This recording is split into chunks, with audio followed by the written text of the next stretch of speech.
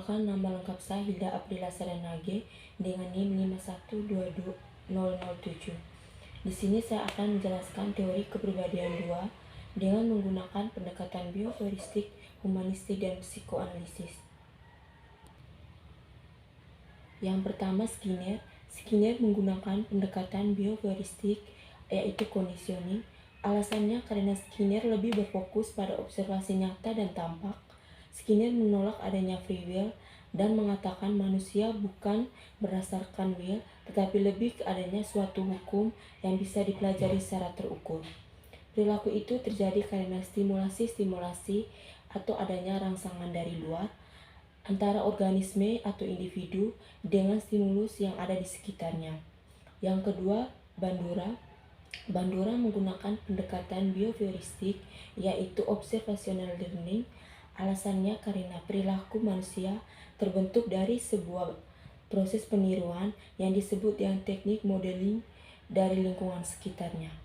Yang ketiga, Rother dan Miser. Rother dan Miser menggunakan pendekatan bioheuristik, yaitu social learning.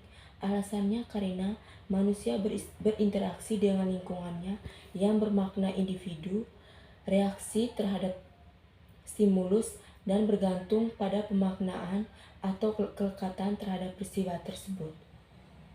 Kepribadian manusia merupakan hasil belajar dan bisa berubah selama proses belajar itu terjadi. Kepribadian merupakan kesatuan yang bersifat stabil karena serangkaian pengalaman membuat model kepribadian cenderung stabil. Keempat, George Kelly. George Kelly menggunakan pendekatan bioheuristik, yaitu konstruksi pribadi. Alasannya karena setiap individu menggunakan konstruksi pribadi yang berbeda dan tidak mengatur konstruksi mereka secara sama persis dengan orang lain. Yang kelima, Gordon Allport menggunakan pendekatan humanistik. Alasannya karena tingkah laku seseorang adalah sesuatu yang bergerak, sehingga konsep utamanya adalah motivasi yang membuat orang terus bergerak.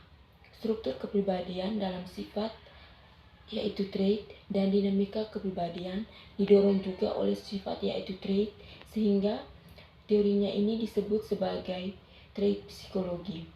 Yang keenam, Costa and McCrae. Costa and McCrae menggunakan pendekatan humanistik, yaitu model kepribadian 5 faktor. Alasannya karena Big Five personality merupakan 5 faktor kepribadian besar yang ada di dalam diri individu. Yang ketujuh, Eysenck. Eysenck menggunakan pendekatan humanistik.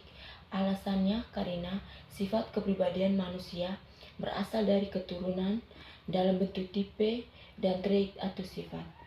Yang ke-8, David Bass. David Bass menggunakan pendekatan humanistik, yaitu evolusioner. Karena ini merupakan pengetahuan dan prinsip-prinsip biologi evolusioner untuk meneliti struktur prinsip manusia. Yang ke-9, Sigmund Freud.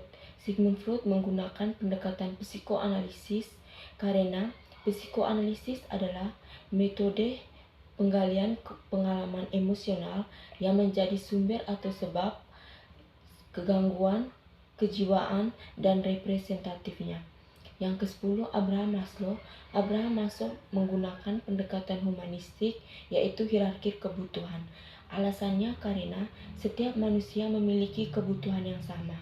Setiap manusia memiliki potensi yang mendasar dan dapat dikembangkan menjadi suatu kesatuan yang mampu membuat manusia bergerak untuk mencapai aktualisasi diri.